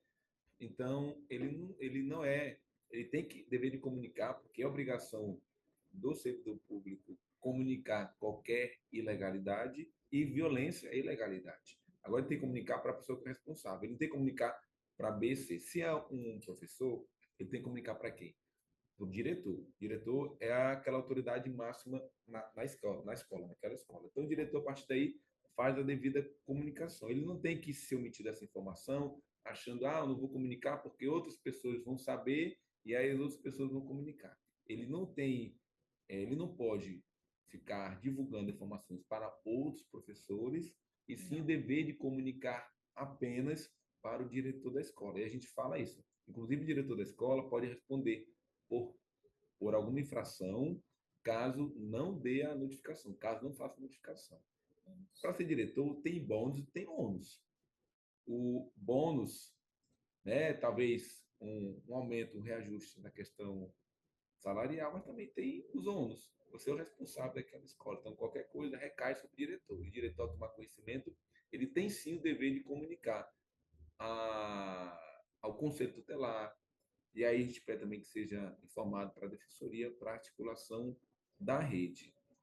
E aí, então, a gente informa, sigilo não é silêncio, né? Você tem o dever de comunicar, não comunicar para todos, e sim apenas para aquelas pessoas que têm um poder de decisão, que podem fazer alguma coisa, ou seja, que são referências na escola. Que nesse ponto é o diretor, porque às vezes as pessoas têm curiosidade, acabam informando para um outro professor por curiosidade, né? Você soube que o fulano, que a fulana foi vítima de abuso sexual, e aí um professor acaba comentando com outro, e aí vai divulgando essa informação. Daqui a pouquinho a vítima tem que sair da escola. Em razão da escola, todo mundo já tem esse conhecimento. E aí a gente sempre prega essa situação de ética, de confirmação, inclusive naquele fluxo que a gente repassou, o professor encaminhar para o diretor, apenas ele, né? Então, é essa atribuição que a gente acaba abordando nas nossas conversas. E uma outra situação que aqui nas secretarias, né, estadual foi criada há poucas semanas. Saiu até em Diário Oficial um departamento que é justamente ele era uma divisão, mas agora ele é um departamento de segurança escolar. E aí esse departamento, ele fica responsável por ter conhecimento de todos esses casos de violência, se torna um observatório, né? Dentro das escolas, até para fazer intervenções futuras, os planejamentos intersetoriais, né, dessa questão de violência, levar mais, propagar mais conhecimento para aquela comunidade.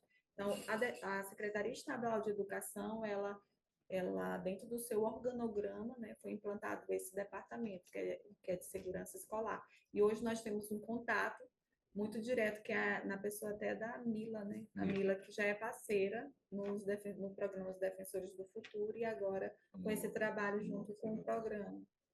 Uau. Tem sido bem bacana. E então, continuando isso sobre o que fazer, vocês poderiam falar um pouquinho de o que não fazer quando se tem ou a suspeita ou a revelação espontânea de que a criança está passando por violência? Acredito que esse daí tem sido o maior desafio das escolas, porque quando a criança começa a contar, eles ficam em choque, aí eles não sabem o que fazer naquele momento. Mas uma das orientações que nós fazemos, né, não é deixar a criança relatar espontaneamente sem questionar nada. A partir do momento que ela parar, né, e também um dos pontos orientadores na própria cartilha diz, não prometa aquilo que você não pode cumprir. Que vai passar, que não. Você não pode prometer isso, né? Porque tem outros encaminhamentos após isso. E um dos pontos que a gente tem frisado bastante junto às escolas é o que? Os relatórios. Foi um momento que até a própria delegada falou no auditório da secretaria. Se a escola encaminhar o relatório, ela não quer se expor, nós colocamos anônimo, né, que é uma das relações que agora tem fortalecido o programa com essas demandas, vamos tratar como anônimo, denúncia anônima. Porém, a pessoa precisa narrar, né, aquele relato. E isso evita da própria criança ser revitimizada no conselho tutelar, que é um outro ponto que nós estamos fazendo, construindo junto com o conselho. Eu vou te falar como. O conselho tutelar, algo prático, né? Entrou em contato comigo, Regiane, não, eu vou lá e eu vou pegar a criança e eu vou trazer aqui, que eu quero ouvir ela. Aí eu fiz ele analisar. Mas esse daí já é um caso de delegacia.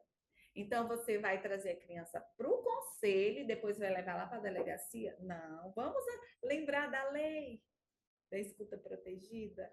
Você está revitimizando. Olha, chega na hora, ele parou assim. Ele deu a perceber que nem ele mesmo estava analisando aquilo que tem que ser algo dele, né, enquanto conselheiro tutelar. E aí ele fez os encaminhamentos da forma que nós combinamos, alinhamos antes. E na cartilha tem uma parte que fala assim, o que fazer quando a criança procura ajuda. Então, a gente está falando que não fazer é justamente a gente fazer o contrário que a cartilha está dizendo. O ponto 1 fala demonstrar disponibilidade para conversar em ambiente apropriado. Seria não conversar com uma criança em ambiente apropriado, na frente de outras pessoas. Outro, ouvir atentamente sem interrupções e não pressionar para obter informações. Seria quando a pessoa não apresenta várias interrupções e pressiona para que aquela criança repasse outras informações. Ou quando o diretor ou quando o professor acaba julgando, criticando, é uma coisa que a gente não deve fazer.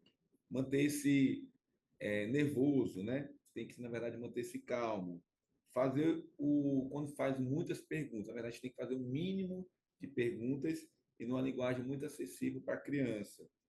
A gente também tem que expressar solidariedade e apoio. Conversar o mínimo com a criança. Sempre a gente orienta, vocês não vão querer saber o que aconteceu tudo com a criança. Se a criança diz, ou está demonstrando que é vítima de violência, já tem informações suficientes, não precisa dizer como é que foi, como foi, aonde foi, com quem foi. Isso aí cabe às autoridades responsáveis fazer isso, porque senão aquela criança vai ser vítima de revitimização, vai passar informação para o professor, o diretor, e aí depois vai ser ouvido na vara da infância e juventude e vai repassar outras vezes. E às vezes sem contar que quando vai fazer uma perícia no Instituto Médico Legal, às vezes aquela pessoa que está no balcão ainda é curiosa, o que aconteceu com você, por que você está aqui, e ainda vai ficar perguntando para a criança. Então a gente sempre orienta aos profissionais da escola fazer o mínimo de pergunta possível. né? E a gente sempre orienta aquilo que a cartilha fala, o que eu devo fazer. O que eu não devo fazer é justamente fazer o contrário que a cartilha acaba orientando. Obrigada. Eu acho que é muito importante, como vocês trouxeram, é o maior desafio, né? O que não fazer. Que E não como, fazer. e como o senhor trouxe agora, a curiosidade e a vontade de perguntar, esquecendo que na frente da gente tem uma criança Sem que dúvida. precisa ser protegida, como vocês trouxeram, né? Eles são a prioridade da prioridade conforme está estabelecido na nossa legislação. Então, a gente tem que utilizar outros recursos ou talvez mais forças para protegê-los. E pensando um pouco nisso, e no caso trazido pela... Foi a diretora, né, que passou no vídeo com a gente? Sim. Eu achei muito interessante quando ela trouxe do desafio que é enquanto direção, e como o senhor trouxe, o diretor tem seus bônus e seu ônus, mas quando se tem uma revelação de uma violência, muitos professores e educadores trazem do desafio pessoal, enquanto professores, educadores, de manejar a revelação daquela violência, né? E aí ela traz que com o Juan ela se sentiu mais apoiada, ela se sentiu mais fortalecida. E aí eu queria saber de vocês se vocês têm sugestões ou ações mesmos que vocês fazem para apoiar os profissionais da ponta, sejam os professores, sejam os agentes de saúde, sejam os agentes da assistência social, com relação ao seu próprio cuidado, aos gatilhos pessoais que isso pode trazer neles enquanto pessoa, quando se deparam com a violência contra a criança. Porque eu acho que isso também é um desafio muito grande, porque Sim. em algumas formações que a gente já fez com professores e com pessoas da saúde, eles trazem do sofrimento deles, Sim. quando descobrem uma situação, da revolta que eles Sim. vivenciam, do desejo de saber mais do caso, de acompanhar mais. E a gente sabe que isso tudo é delicado. Então, se vocês Sim. puderem trazer para a gente. Por isso que a gente informa, né, Maíra, a necessidade do professor obter o mínimo de informações. Porque se ele obtém mais informações, tem a possibilidade maior de que ele fique mais sensibilizado e que crie também traumas psicológicos para aquele professor que ouviu aquela história. Então, traga o mínimo de informações.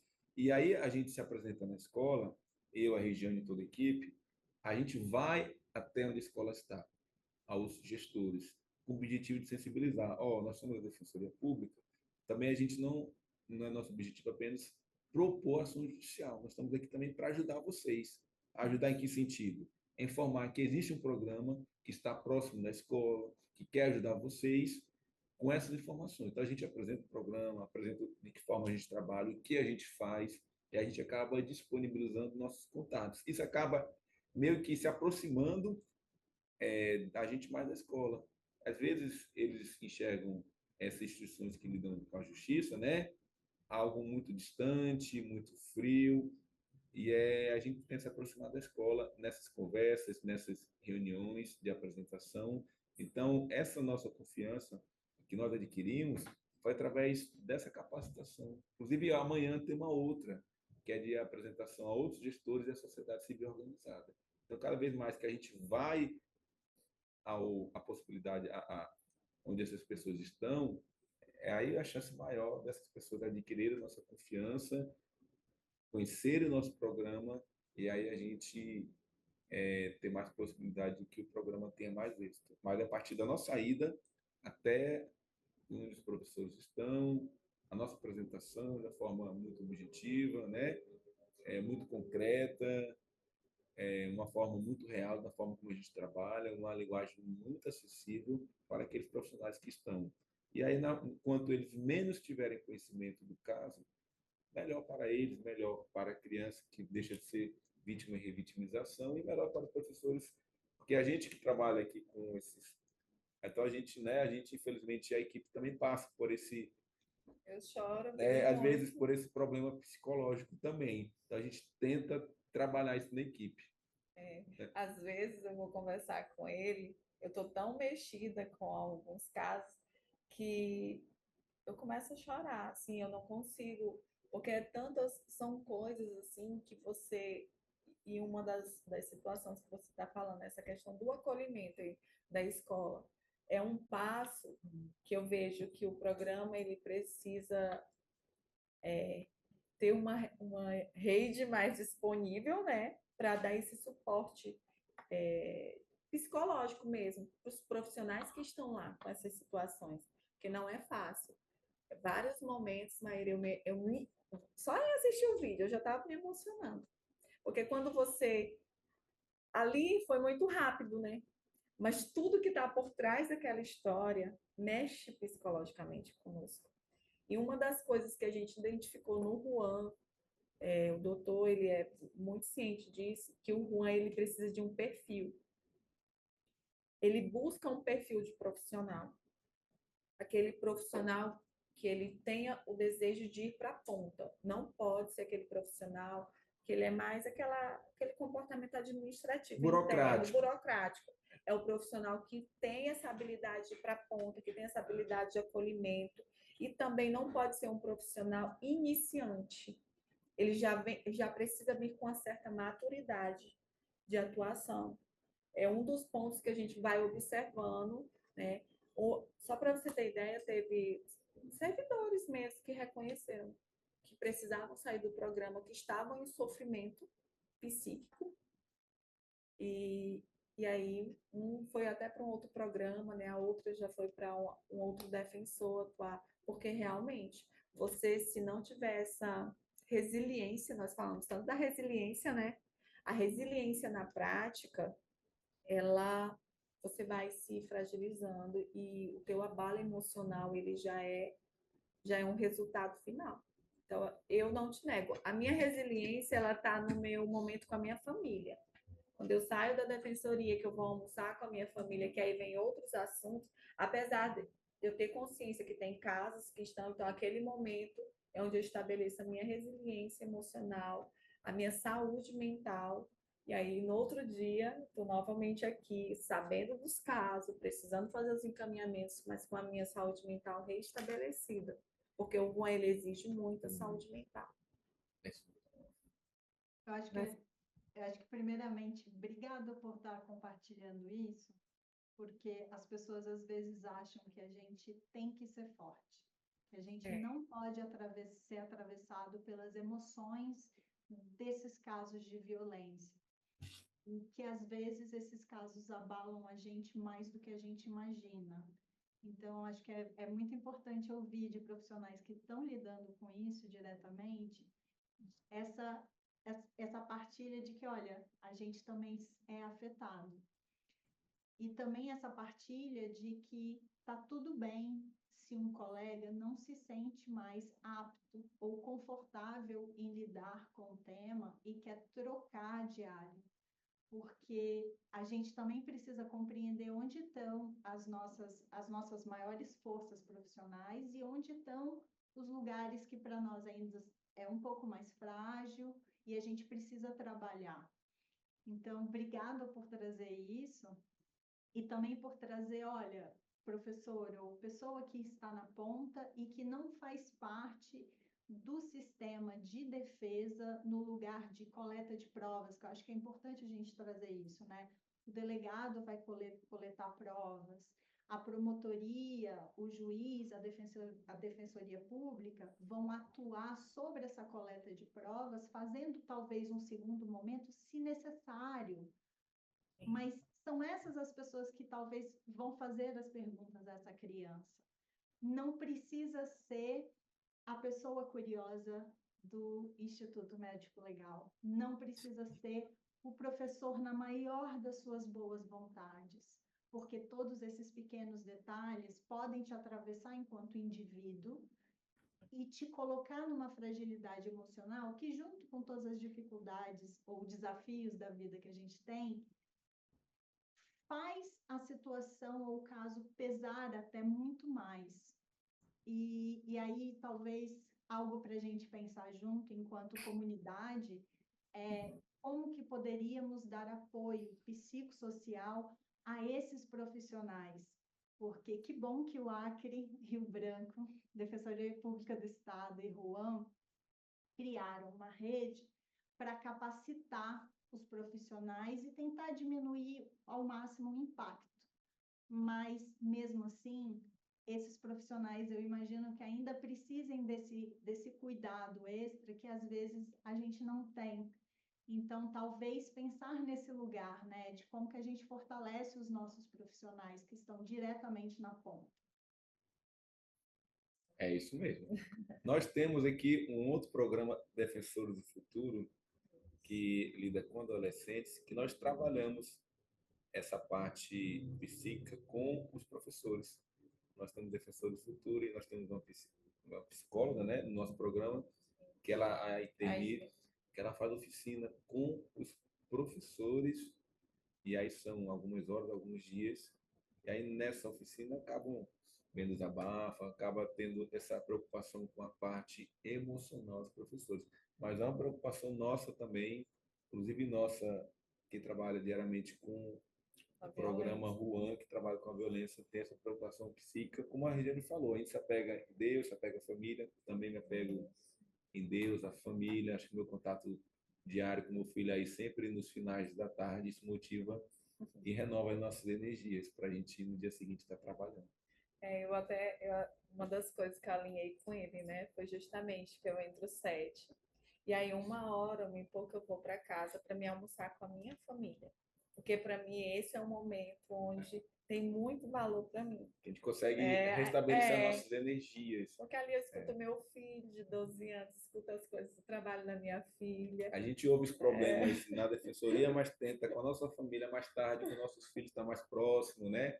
Marido, esposa, filhos, a gente está mais próximo. Isso. E aí conseguir aí renovar as energias, né, Regiane? Senão a gente realmente fica difícil. Não, adoece, né? É porque a gente é humano, né? Nós somos humanos. E é justamente isso que nós estamos levando para as escolas. Que assim como aqui na Defensoria, todo o corpo é um corpo humano que tem seus problemas, que tem suas complexidades. Hoje, eu posso te dizer, eu sonho com um Juan muito maior. Em todos os ambientes, em todos os aspectos que você possa imaginar, porque ele merece essa posição. Eu não digo nem na defensoria, mas como um todo, até frente às outras instituições do Poder Judiciário, né, do sistema de justiça. Porque o Juan, fazendo, né, construindo esse material junto com o doutor, a gente passa a analisar que o Juan é o único programa dentro dessas instituições que realmente acompanha a criança em todos os seus aspectos, social, emocional, porque quando a gente identifica que aquela criança foi vítima de violência sexual, né, que mexe muito com a questão psicológica, e a gente sabe que quais são esses gatilhos futuros, a gente já identifica que ele precisa de um acompanhamento psicológico, não só ela, mas todos os membros da família. Então, nós já fazemos esses encaminhamentos dentro do ofício, que vai provocar uma outra instituição, mas ele vai o documento, mas nós também fazemos aquela ligação, né? Aquela articulação que nós construímos ao longo das nossas carreiras com o profissional que está nessa instituição. Então, esse link, ele tem sido muito positivo para o trabalho, ele ser uma prática exitosa. É isso mesmo. Gente, muito obrigada. É isso. Acho que a gente só tem a agradecer essa oportunidade de ouvir de vocês e receber tantas orientações e tantas comunicações sobre o que fazer, o que não fazer, como proteger intersetorialmente. E a gente vai querer esses links de todos, não só da cartilha, mas de todo o material que vocês desenvolveram e que podem ser aproveitados em outros municípios do país, né? Com certeza. A gente vai estar passando esse material da nossa apresentação. A nossa cartilha está no nosso site, mas eu vou também encaminhar no privado também o link, tá? Para vocês todos terem acesso, compartilhar, porque é importante, né, Maíra? E agradecer aqui em nome da Defensoria, eu, a Regiane, representando aqui a Defensoria, representando aqui o programa Ruan. A gente fica feliz aí por estarmos conversando com você em São Paulo, nós no Acre, distante aí de 3.000 quilômetros, mais próximos em razão desse programa, trabalharmos em razão desse programa tão bonito aí, e nessa atuação de combate à violência contra a criança. Então, a gente fica muito feliz e a gente se coloca à disposição, né, Regiane? Para estar sempre, sempre, sempre ajudando, colaborando, fazendo outras matérias naquilo que for necessário, apresentações, para que as pessoas conheçam o programa Juan, nos ajude a fortalecer esse programa a nível nacional também. Nós também Trabalhando com a rede. Trabalhando com a rede. colocamos à disposição que essa seja a primeira de muitas conversas e muitas partilhas, porque a universidade está nesse lugar. Não é num lugar de construir sozinho, mas é de construir conjuntamente. A gente constrói junto, com parcerias, com apoio da sociedade. Sozinho as instituições não conseguem fazer nada. Nada. Gente, muito obrigada. Muito Obrigado, obrigada. viu? Até a próxima. Agradecer aí você, a USP, Ai, querido. o Núcleo Neve também, a Toda todos a vocês, toda a equipe que encontra-se presente aí. E agradecer esse espaço aí que foi nos colocado, que nos foi dado para apresentar o programa.